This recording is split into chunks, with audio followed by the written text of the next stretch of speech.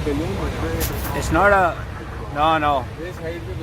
This is not a balloon and this is not an aircraft. इधर side पे आ जाओ. अच्छा, keep making the video. Keep making the video. इसको zoom up नहीं कर सकते तुम लोग? Yes. I am. Oh, shit. Look at that. जैसे Pakistan 304. Keep making the video. 1225. Yeah. Aircraft is serviceable. It is unserviceable. Request Oh time man, number. what the fuck is that? It's moving, huh? It's moving. It's moving. बिस्मिल्लाहिर्रहमानिर्रहीम, अस्सलाम वालेकुम वरहमतुल्लाहि वबरकातुहू। मेरा नाम सलमान दुरानी है। 23 जनवरी 2021 एक flight आ रही थी PK 304 लाहौर से Karachi.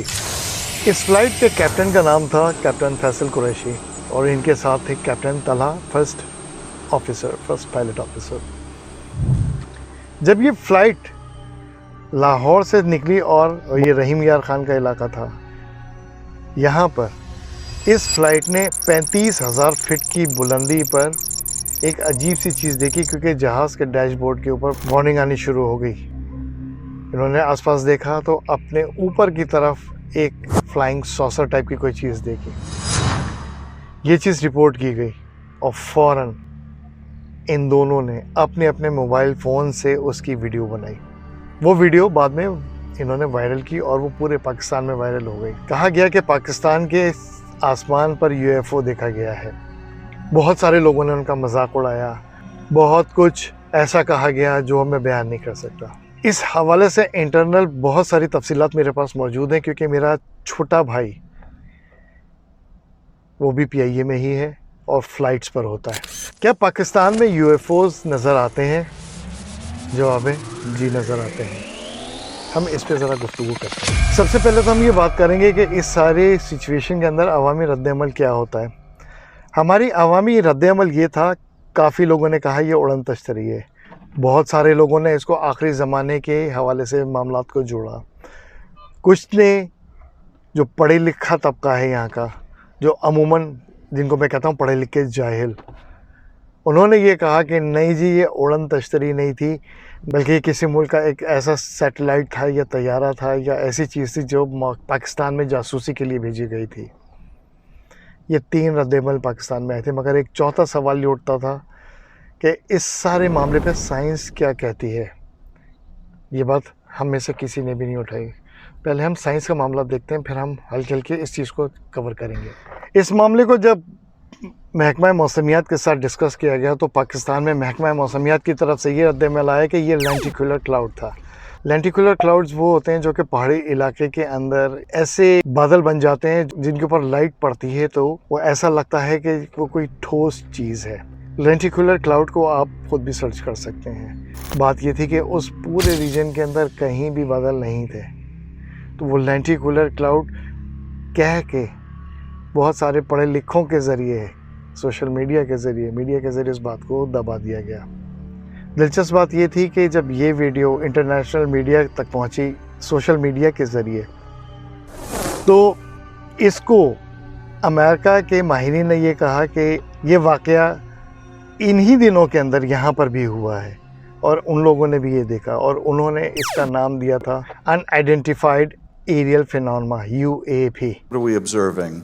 What you see here is aircraft that is operating in a U.S. Navy training range that has observed a spherical object. Here's what you'll see coming up right here is there it went. Now back up just a, no, yeah, back up. Spherical object right here. It zooms by the window right in this area right there. And as they fly by it, they take a video. You see it looks reflective in this video, somewhat reflective, and it quickly passes by the cockpit of the aircraft. And is this one of the phenomena that we can't explain? I do not have an explanation for what this specific object is. And is this one of the situations where it is, that's the object that we're looking at right there? Thank you.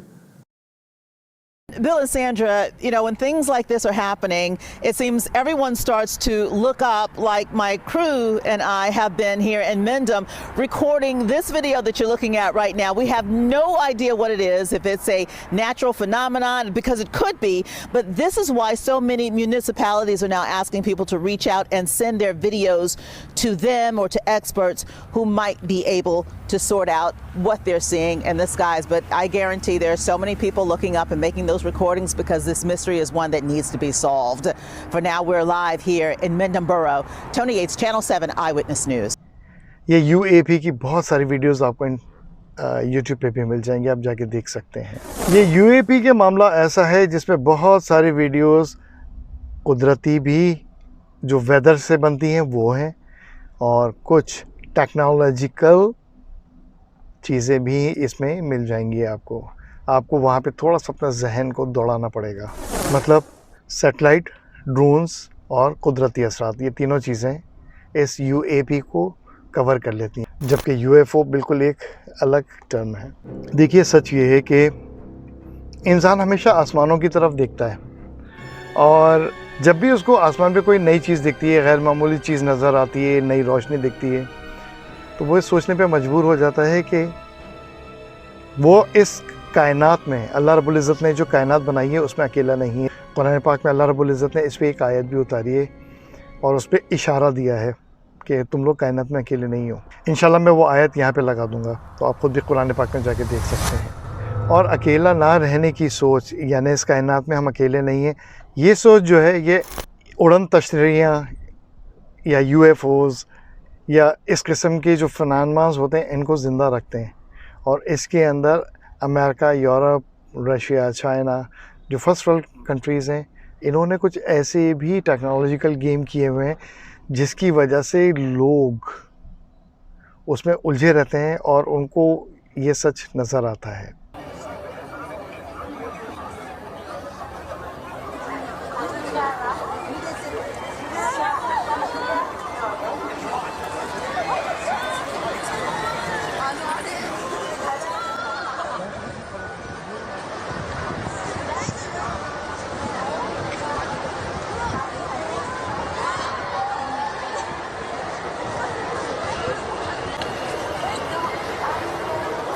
कि हाँ यार, हम अकेले नहीं हैं।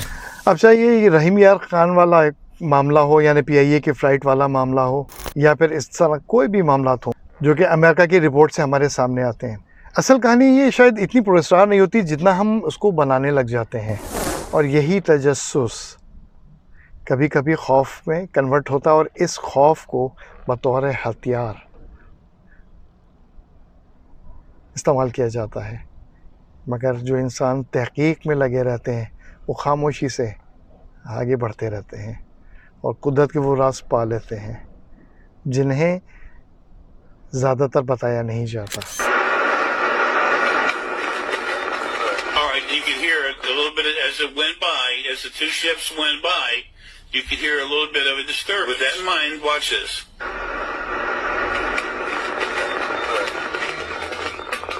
Okay, see how that happened?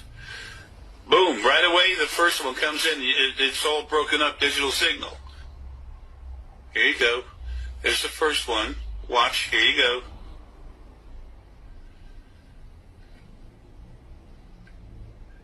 Boom, it's breaking up everything. Then the second one goes by. Come on here, buddy. This is very slow-mo. Look at that. Take a second. Look at that ship. Folks, that is a starship. That is a Napoleon ship. They love the circular thing. Plane, that ain't no plane. Bro. Take still shots too. We actually got a fucking UFO. Oh my god.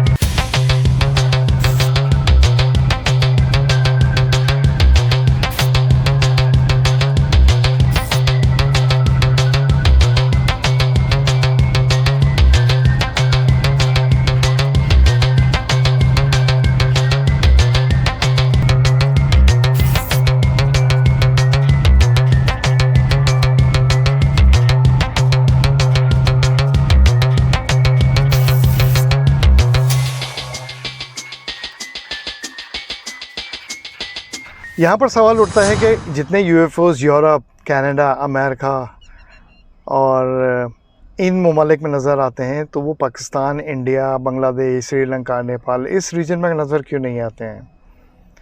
उसकी बहुत अहम वजह दो हैं, सकाफ़ती फ़र्क और reporting का रुझान। अमेरिका और मगरबी ममालिक में जब भी ये चीज़ नज़र आती है, इस तरह के कोई फिनोमेना अनोखे होते हैं, आम शहरी या पायलट अगर ये कोई अजीब सी चीज़ देखता है तो उसको फ़ौरन रिपोर्ट करता है और मीडिया भी संजीदगी से लेता है और गवर्नमेंट भी संजीदगी से लेती है, क्योंकि वहाँ पे ये पूरा एक सिस्टम है, पूरा एक निज़ाम है, यूएफओ साइटिंग का एक पूरा डिपार्टमेंट है। तो होता ये है कि वहाँ पे इसके ऊपर तहकीकात शुरू हो जाती हैं, जबकि हमारे यहाँ लोग ये सोचते हैं कि यार अगर हमने बताया तो लोग हंसेंगे या कुछ की कुछ बातें होनी शुरू हो जाती हैं। तो होता क्या है, बात दबा दी जाती है। अमेरिका के पास दुनिया का सबसे बड़ा radar network, satellite monitoring system और एयर डिफेंस मशीनरी है। उनके पास पायलट्स और रिसर्च इदारे आसमान के हर हिस्से को रिकॉर्ड करते हैं। जितने भी मुशाहिदात वहाँ पर होते हैं, इतनी तफसील से कोई और मुल्क रिकॉर्ड कर ही नहीं पाता है। ये वाक़यात अमेरिका में भी ज़्यादा नहीं है, मगर दस्तावेज मौजूद हैं। अमेरिकन मीडिया यूएफओ को बहुत बड़ा बड़ा करके दिखाता है, सोशल मीडिया में बहुत बड़ा बड़ा करके दिखाया जाता है और इसके ऊपर बहुत ज़्यादा डिस्कशंस हो जाती हैं, जबकि हमारे यहाँ समाजी मामलात इतने ज़्यादा उलझे हुए हैं, उसमें ही लोग इतने फंसे हुए चलते हैं और वो मीडिया का टाइम और सोशल मीडिया का टाइम उसी में गोल गोल घूमता है। तो ये चीज़ें जो होती हैं वो कहीं पीछे चली जाती हैं। और सबसे इम्पॉर्टेंट चीज़ ये है कि हमारे मुल्क के अंदर माहौलियाती फ़र्क भी है, क्योंकि उन मुल्कों के अंदर आबो हवा फ़ज़ा बिल्कुल साफ़ सुथरी है, क्लियर है। यहाँ पर गर्द, धूल, गर्मी और बहुत सारी ऐसी ऐसी चीज़ें हैं जिसकी वजह से इनको देखना भी ज़रा मुश्किल होता है। हमारी फ़ज़ा के एटमॉस्फेयर के अंदर आलूदगी, रोशनी का मामला, नमी, गर्द, ये सब कुछ ऐसा एटमॉस्फेयर क्रिएट कर देता है जिसमें कोई छोटी चीज़ें नज़र नहीं आती हैं नीचे से। कभी आसमान खुला हुआ भी होता है तो नोटिस कीजिएगा कि आसमान पे एक नमी की तह होती है जिसकी वजह से ये क्लियर नहीं होता। तो ये छोटे छोटे फ़र्क हैं जिसकी वजह से हमारे मुल्कों के अंदर ये चीज़ें वाज़ेह नहीं हो पाती हैं।